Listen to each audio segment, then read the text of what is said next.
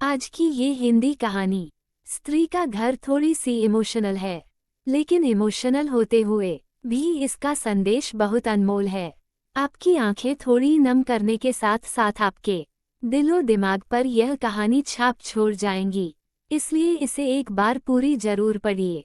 तुम्हें कितनी बार बताया है मेरे तैयार होने से पहले मेरा नाश्ता तैयार हो जाना चाहिए।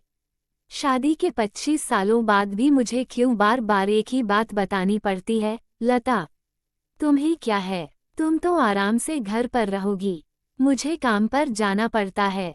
तुम हो कि हमेशा बेवकूफ़ों जैसी हरकत करती हो। अगर तुम ये जानबूझकर करती हो तो याद रखना मुझसे बुरा कोई नहीं होगा। आज भी प्रशांत का पारा चढ़ा हुआ था। इन कटु शब्दों में अपना गुस्सा उतारते हुए, गीला तौलिया कुर्सी पर फेंकते हुए प्रशांत गुस्से से लता की तरफ देखने लगा। लता के लिए प्रशांत का ये बेवजह का गुस्सा कोई नई बात नहीं थी। वो महीने में 3-4 बार ऐसे ही लता पर बरस पड़ता था। पहले पहले लता उसका विरोध किया करती थी, लेकिन जब कई सालों तक प्रशांत में कोई बदलाव नहीं दिखा तो लता ने खुद को ही बदल दिया। अब प्रशांत के कुछ भी कहने से लता को कोई फर्क नहीं पड़ता था। प्रशांत की हर बात वो चुपचाप सिर नीचे झुकाए सुन लेते थी। शादी के पहले 5 साल तक लता ने पूरी कोशिश की थी कि प्रशांत को बदला जाए, लेकिन फालतू का गुस्सा करना और बाद में लता को भला बुरा कहना, यह मानो जैसे उसकी आदत बन गई थी। कोई भी वाद विवाद होता तो प्रशांत सीधा लता को बोल देता, अगर मैं तुम्हें अच्छा नहीं लगता तो क्यों नहीं चली जाती अपने मायके, क्यों रहती हो मेरे साथ? इतना सब कुछ होने के बावजूद लता प्रशांत के साथ रहती थी, क्योंकि उसे अपनी बेटी की फिक्र थी। और वह जाती भी तो कहा अपने बूढ़े हो चुके माँ बाप को इस उम्र में परेशान करना वह नहीं चाहती थी। समाज और लोग क्या कहेंगे, ये भी तो उसे देखना था। वह इतनी पढ़ी लिखी भी तो नहीं थी कि खुद जाकर कोई नौकरी कर सके और अपना और अपनी बेटी का पालन पोषण कर सके। लता को अब अपनी फिक्र नहीं थी, उसको फिक्र थी तो बस अपनी शादी लायक हो रही बेटी की। लता नहीं चाहती थी कि पति पत्नी के झगड़े की वजह से काव्या डिस्टर्ब हो। काव्या की पढ़ाई पूरी हो चुकी थी, उसके लिए अब शादी के रिश्ते आने लगे थे। कई रिश्तों को काव्या ठुकरा चुकी थी। 2-3 महीने बाद एक अच्छा रिश्ता आया। रिश्तेदारों और पहचान के लोगों ने भी लड़के के बहुत गुणगान किए थे। प्रशांत एक शाम अपनी बेटी के पास बैठकर उसे बताने लगा, काव्या, बहुत अच्छा लड़का है, पढ़ा लिखा है, बड़ा घर है, बहुत अच्छी नौकरी है। ऐसे रिश्ते बार बार नहीं आते बेटा, इस बार मना मत करना। काव्या अपने पिता से ज्यादा बात नहीं करती थी, शायद डरती थी या शायद नफरत करती थी, लेकिन आज वो अपनी पूरी हिम्मत इकट्ठा कर बोली, मुझे अभी शादी नहीं करना है पापा, मैं नौकरी करना चाहती हूँ, खुद अपने पैरों पर खड़ी होना चाहती हूँ। हाँ तो उसमें क्या बड़ी बात है? मैंने लड़के से बात की है, वो तुम्हें किसी बात के लिए नहीं रोकेगा। तुम शादी के बाद भी नौकरी कर सकती हो, वो तुम्हें नौकरी के लिए परमिशन दे देगा। प्रशांत बोला, मेरा नौकरी करना या ना करना उसकी परमिशन पर क्यों डिपेंड रहेगा पापा? काव्या ने पूछा, मैं कह रहा हूँ ना, तुम्हें किसी भी चीज की कमी नहीं होगी वहाँ। ऐसे रिश्ते बार बार नहीं आते, इसे ठुकरा मत, बहुत खुश रहोगी तुम वहाँ। प्रशांत बोला, पापा क्या मैं उतनी ही खुश रहूंगी जितनी मम्मी इस घर में खुश है? काव्या ने तंज कसते हुए कहा, आज तुम्हारी जबान कुछ ज्यादा नहीं चल रही।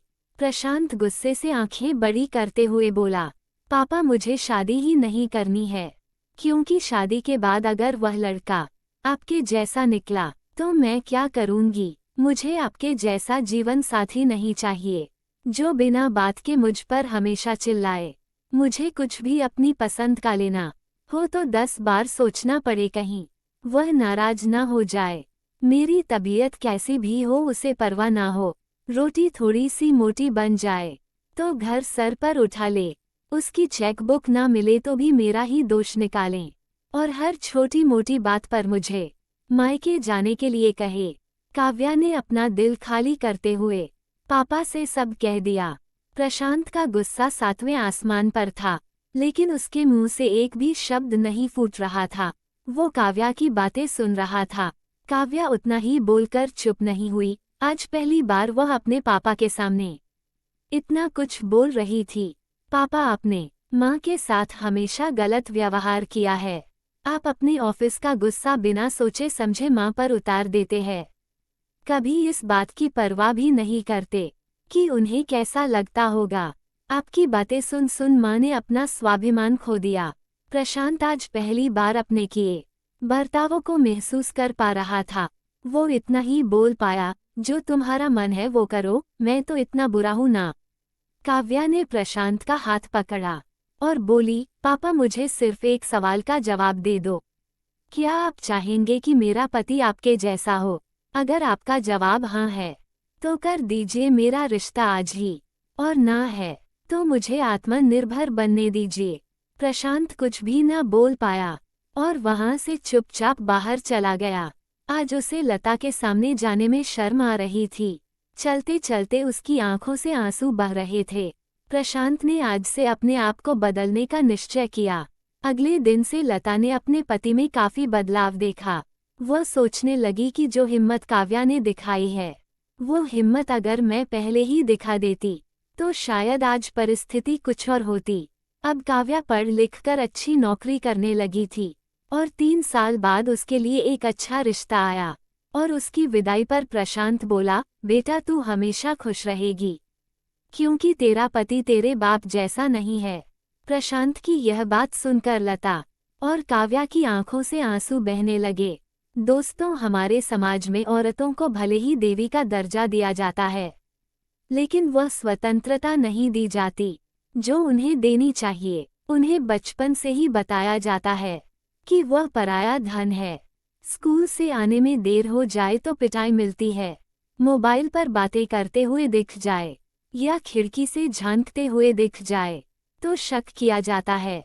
माँ बाप का घर तुम्हारा नहीं है, पति का घर ही तुम्हारा घर है। जीवन भर यह बातें बता बताकर उन्हें ससुराल भेज दिया जाता है और एक दिन किसी छोटे मोटे झगड़े में ससुराल वालों से उन्हें सुनना पड़ता है कि इस घर को छोड़ दो और मायके चली जाओ। अब आप ही बताओ दोस्तों, ऐसी स्त्रियों का सच्चा घर कौन सा है?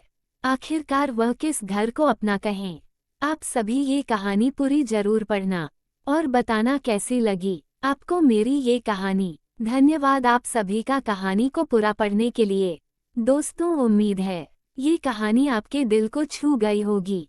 ऐसे ही सीने तक उतरने वाली कहानी